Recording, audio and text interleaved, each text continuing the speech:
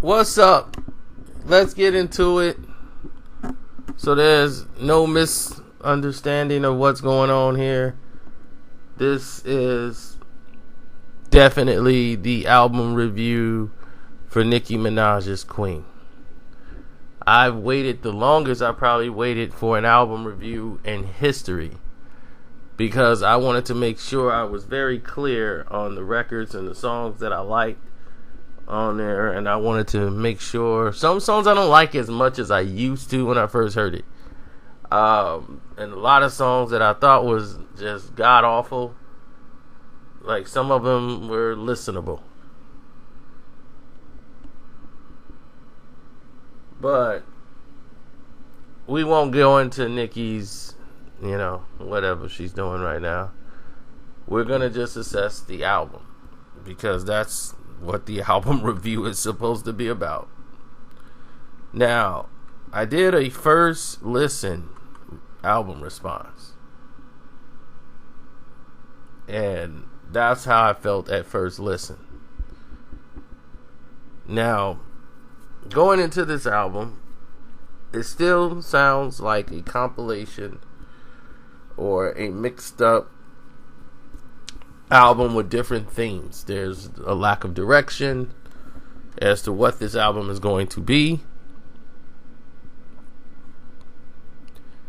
and a lot of people are very confused as to like what they're really listening to. It seems this is what happens when you want to try to appease every single one and lose direction as what you really want your album to be. So this is not to be confused with the Queen album that came out in 73. Okay?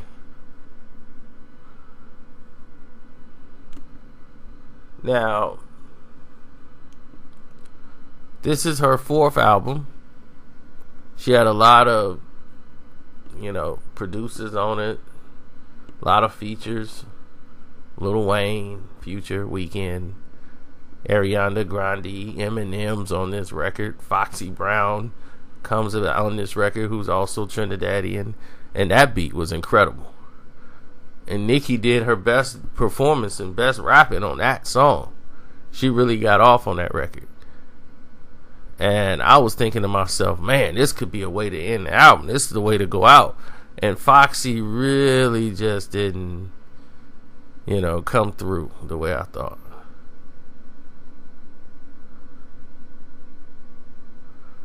So, that was it. Ganja Burns is still like one of my favorite songs I heard on the album. It was different flavor, and it was different for Nicki. It was a whole different approach, and I really liked that song. It was nice and smooth, and the lyrics on there was decent, but it was a different approach from Nicki. It was I liked it, so I really didn't have a problem with it. Majesty with Eminem and I don't know, somebody named Labrinth or something. All I know was Eminem and Nicki. This song just didn't work. This seemed like it should have been on Eminem's album. It did not fit this record whatsoever.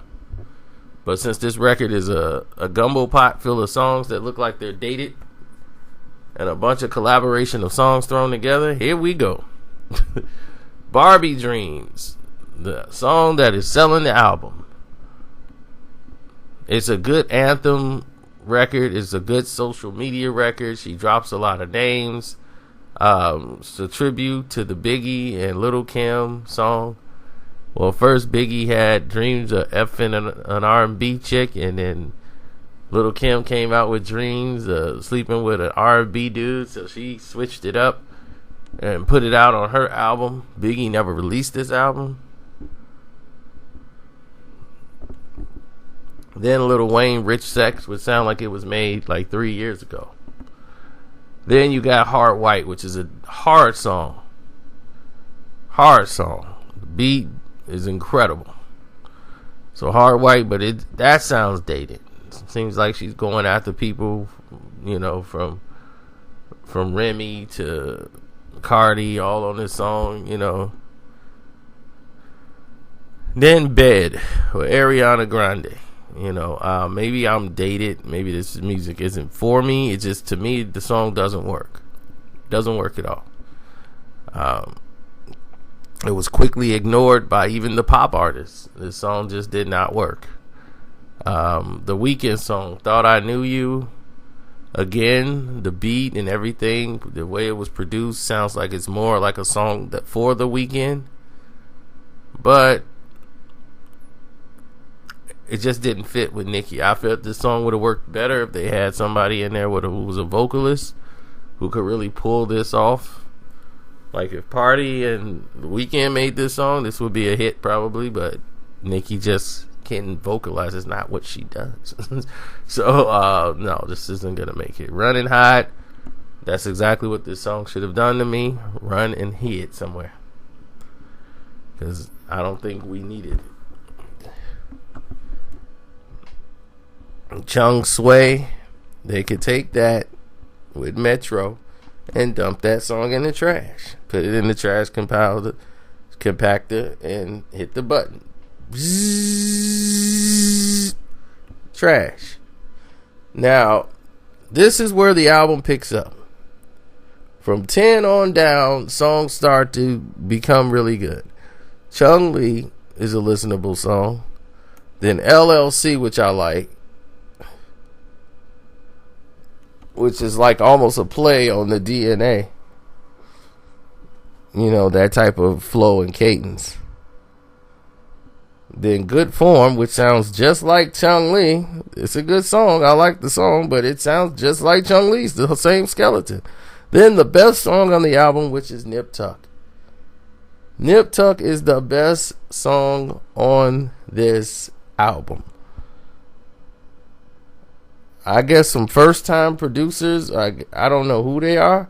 I don't know if they produced anything else on this album, but they produced Nip Tuck, and Nip Tuck is by far the best song on the album. Sir with Future, you could throw that in the trash. A lot of people like Miami. I don't. It's listenable, but I don't really like that song. Coco Chanel, that's the song right there. With Nicki Minaj and Foxy Brown. And Foxy Brown, my God, she is not ready.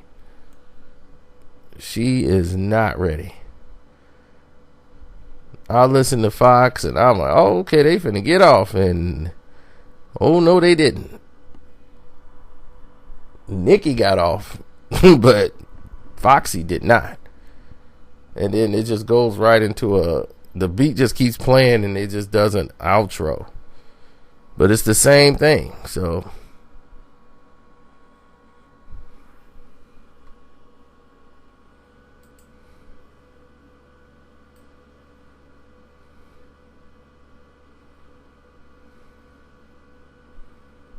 Now, you can get a bonus track which has Fifi on there.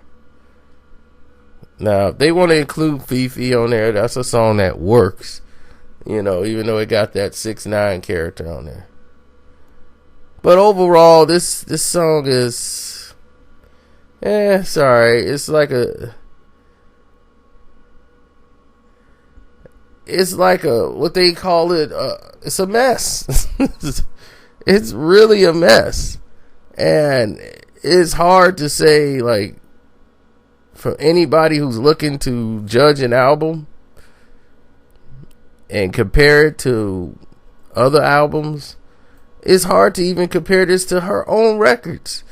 This is probably for a long wait, as people have waited, they thought she had some direction. This would have been a great comeback album. She had the stage for it. She had the time off. She had everything. Okay, she's really strategizing. She's going to really put this out. But it shows how confused she really is. This album is an example of her confusion. She doesn't know what she's doing as far as direction of music. She doesn't have any clue on how to promote this album, what's going on with this album. She's just all over the place, neurotic. And if anybody tells her anything negative about the album, she just explodes. Because this is it, you know.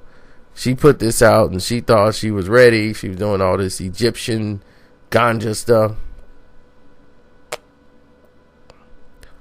Now she couldn't get the Nas songs cleared. And now she looks really bad out here. But it's a decent album.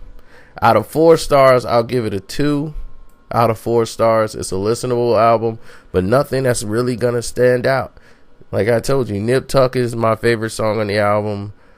Mixed with Ganya Burns, LLC, Good Form, Chun-Li, Barbie Dreams. And for me, Coco Chanel is okay if you stop it at the Nicki raps. You know, it's Heart White is a good song. You can listen to that. I mean, Rich Sex is listenable, but you're not going to care about it. Like when it dropped, people didn't care about it. Come See About Me, you know, all these, those are not for me. And some people like Miami. I don't. Sir with Future, you can throw that right in that trash bucket, hit the button, and just dissolve that song. That song does not work.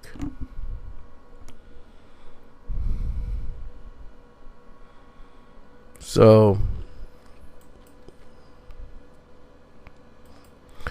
somebody asked me who originally made that beat for Barbie Dreams that Biggie had. That's James Brown. Blues and Pants. James Brown. It's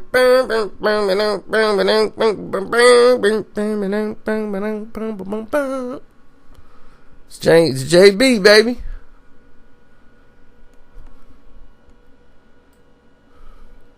The Godfather Soul. James Brown.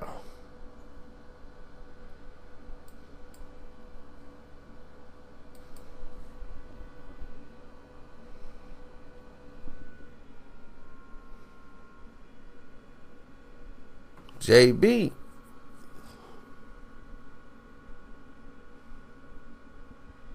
So, y'all tell me what y'all think about it. Yeah, how y'all rate the album? That's what y'all could do in the description box. I mean, not the description, the comment section. But in the description box, I already have the link. You can make donations to the site. You can get on the leaderboard. You can leave me messages over there. And I can see who's really down for me, who's really rocking with the king. I'm out.